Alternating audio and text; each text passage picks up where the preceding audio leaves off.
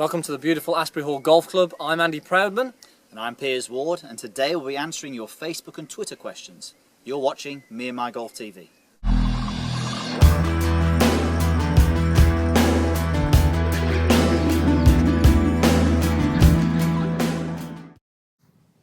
Okay, so we've got a question from Twitter off Tim Colmere asking, how can setting up with weight on different parts of the feet from heel to toe affect the swing path? Now, weight on the feet, Piers, has a big effect not only on swing path but on a lot of things. Massive.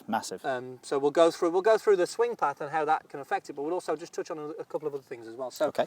From the down the line view, if you take your setup, Piers, Yeah. and this is quite a common thing that we see, guys, that such a simple thing in terms of posture, but so many people are getting it wrong and don't actually understand where they are. Correct. So if you take your setup, Piers, let's go through weight on the heels and just see how this can influence your golf swing.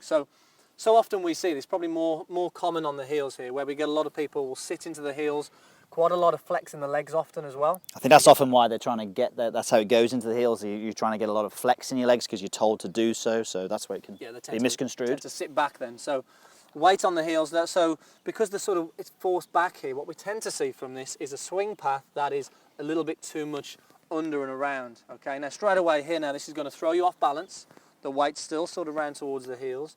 Then what do we see on the way down, Piers, generally from this when someone's set up like this? Yeah, so I think the main thing is because the club goes flat, it's because, well, if I take the club more upright, it's difficult to see the golf ball. So by getting my arms going low, and obviously having the weight back on the heels, and then on the downswing, we often see this move here. So you go from being very flat to then going down very steep. So going well under the plane to well over the plane, almost sort of shifting the weight forward, so it doesn't actually stay on the heels, it actually then tends to move forward onto the toes more. Yeah, definitely. So that's sort of under the swing plane, then over the swing plane is a classic one we see a lot of, and it can cause all sorts of, misdirectional shots. But also, as Piers mentioned there, from a balance point of view, if we want to create any power, we've got to use the legs. Yeah. So in order to generate some power from the legs, we want to be in that ready position. So the weight tends to shift, always wants to move this way when you start with the weight on the heels.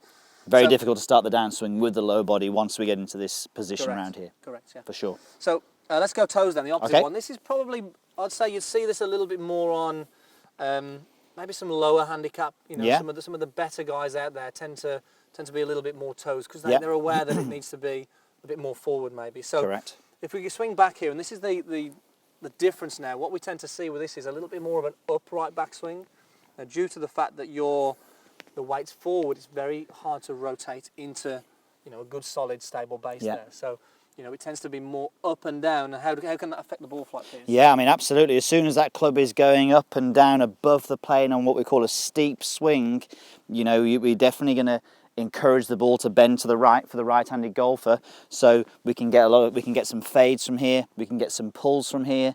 Again, you mentioned the good players. They'll tend to go maybe more toesy, but what they'll do from this steep position is then they'll start rerouting. Now, Martin Kaymer does a pretty good job with that, but there's a lot of people out there. It's difficult to go out and then in and coordinate it, perhaps. Yeah, it just makes things a little bit harder, which obviously we want to make it a bit easier. But yeah, like you say, that we often see with the toes as well that a lot of people through impact will tend to sort of rise up onto the toes as well. So stability side, the contact, obviously swing path, direction, it has a number of effects on the golf ball. So hopefully that gives you a good idea. Now, actually, just before we finish there, let's just go through what we do want. Totally.